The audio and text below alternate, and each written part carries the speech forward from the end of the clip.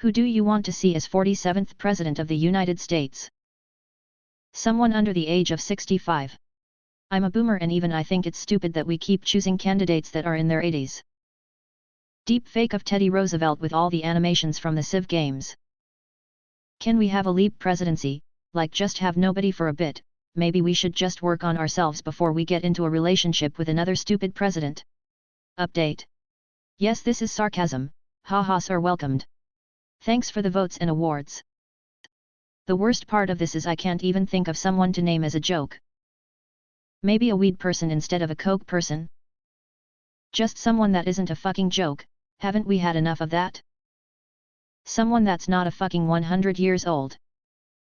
I actually had this conversation just the other day. I see some good suggestions here like John Fetterman and Jon Stewart, LMAO I wish, but if we're thinking realistically, who would win a nomination? For Republicans, it's looking more and more likely by the day that Ron DeSantis will be the nominee for 2024. He's a good choice for them, and a dangerous choice for Democrats. He's sneaky as all fuck, and he's smart, which is a combo Democrats haven't had to face in a long time. Which means Democrats are going to have to really rally behind someone with broad appeal to both nationwide voters and the party brass. Which is why, unfortunately, it probably won't be Fetterman. Jon Stewart would be 2016 Bernie 2.0 as far as willing delegates, even though the voters would love him. Katie Porter doesn't have enough appeal to middle America centrists, and she's still a newcomer. I think the best Democrat for this role will be Gretchen Whitmer. DNC chair? Swing state governor? Midwest support? Middle class roots? Moderate platform centered around infrastructure? Not 85 years old? Not to mention, she'd be potentially the first female president, which, believe me, has support from centrists. She has the makings of a very, very competitive candidate and maybe one of the few Democrats with a real chance at giving DeSantis a run for his money. John Fetterman's gearing up for a presidential run, and I'm all for it. Probably won't be in 2024, though. The least corruptible individual we can find. These answers give me no hope for the future. Most of the answers are either jokes, or they're just naming off qualities they think would make a good president. After spending years as a successful restaurateur and television personality, Guy Fieri decided to run for president in 2020. His platform was simple: make America delicious again. Fieri campaigned tirelessly, crisscrossing the country in his signature convertible, spreading his message of good food and good times. It worked. Fieri won the election in a landslide, becoming the 47th President of the United States. He immediately set to work making his vision of Flavortown a reality. One of his first actions was to rename the country Flavortown, in honor of its new leader. Under President Fieri, Flavortown has flourished. The economy is booming, thanks to Fieri's policies of supporting small businesses and encouraging entrepreneurship. The food is, of course, incredible, with Flavortown becoming a global destination for culinary tourism. And the people are happy, living their lives in a flavor-filled utopia. Sure, there are some dissenting voices. Some people miss the old days of America, and Flavortown can be a little overwhelming for newcomers.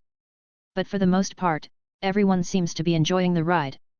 So buckle up, because it's going to be a delicious ride. Thanks, President Fieri. Someone who isn't a senile old man. Congresswoman Katie Porter. Hands down. Extremely competent. Katie Porter. Women, what do you find the most confusing about men? What happens to your dicks when you run? Do you feel them flop around? And what do you do with it when you ride a bike? How their crotch doesn't hurt when they run or go up the stairs. Like, even with underwear, you just have stuff hanging down there. I don't even have a large chest and it hurts to run regardless if I'm wearing a bra or not. The obsession with being the one who is the master of the barbecue. Me after men's league golf. Arrive home. Wife, who'd you play with? Me, Joe, John, don't remember third guy. Wife, what did you talk about? Me, hockey. Wife, what else? Me, I don't know. When guys are seriously injured but act like it's just a scratch that they can somehow walk it off. All the guys I know are like this. I'm a dude, but why do we all pretty much collectively enjoy digging random holes? Especially at the beach. Edit, Just got back from the beach and yes, I did dig a hole there. When they behave as the smartest man in the world and 5 minutes later as the village idiot. My wife's biggest gripe is that I will spend time hiking/drinking/driving/whatever with friends I haven't seen in months, and when I get home I will have absolutely nothing to report back despite having talked solidly with them for 6 hours. My wife on the other hand will casually pass a friend in the street and within 10 minutes knows what they've done every day since they last spoke, the health and financial status of them and all other friends and relatives, and a forward-facing calendar for the next 3 months. Why do men always have the prettiest and longest lashes? That we ain't going to the doctor but the limb has fallen off. How the dicks and the balls are stored in the underwear. Why do guys just sit in silence sometimes? I thought for a long time my boyfriend was sick of me but he was just sitting there with his brain off IG. Rules seem to make you happy. My boyfriend plays a lot of tabletop RPGs and Battletech and he's said before that he's not enjoying a game because I quote there aren't enough rules, it's all a bit confusing. Also follows for tasks i.e. Can you microwave X for me? No, that's confusing. Microwave X for 1 minute 30 seconds exactly. He's a happy man. Edit. To answer general queries. He has not been diagnosed with autism, he does have the spicy panic aka anxiety. I think this may be partly why he likes rules/specific instructions.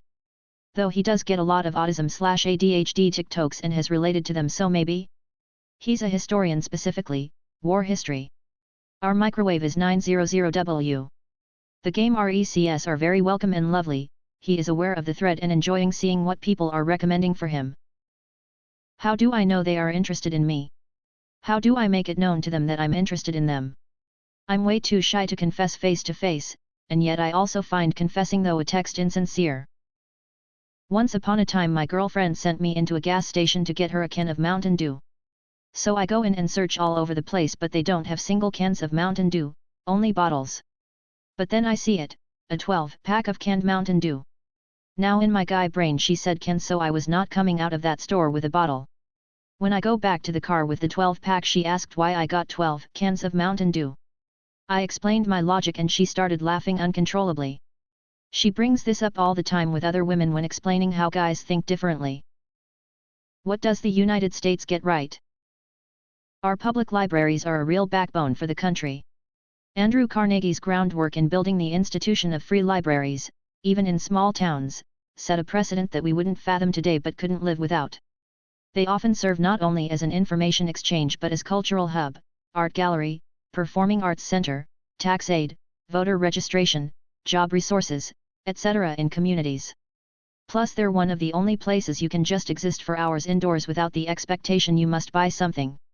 And I feel like they've adapted to the ever-changing needs of their patrons in modern times faster in the US than most places. A library outranks any other one thing a community can do to benefit its people. It is a never-failing spring in the desert. Andrew Carnegie. Valuing actual wilderness in places like national parks. And NBSP. Here in England, they will restore or create natural habitats, which is sort of nice, but they are almost like zoos.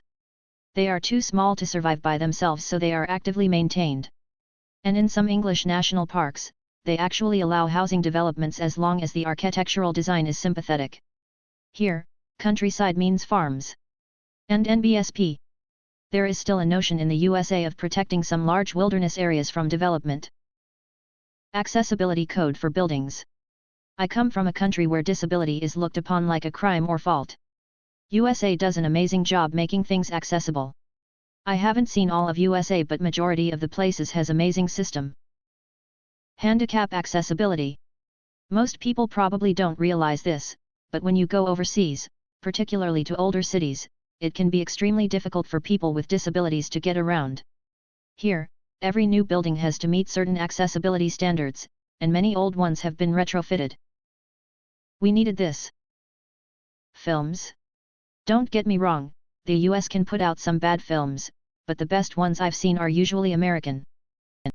The US is an absolute science powerhouse. The technology we come out with has touched the lives of nearly every person on the planet. Americans just don't get enough love for being broadly nice as fuck people. I've traveled the USA quite a bit and almost everywhere you go someone will strike up a convo and have a laugh.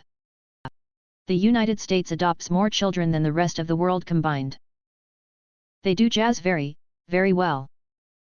The rate of smoking cigarettes. We do very little well in the US when it comes to overall health, but we are light years better than most places when it comes to the prevalence of cigarette smoking. Hardcore anti-smoking ads and laws of inconvenience and social stigma really did work. Burgers. Motherfucking burgers. NASA. I've always envied your wildlife. I'm from England and the only large wild animals, other than fish, we have are deer, boar, and foxes. And they're incredibly rare. I've always thought it was so cool one country could have bears, moose, cougars, alligators, panthers, bison/buffalo, etc.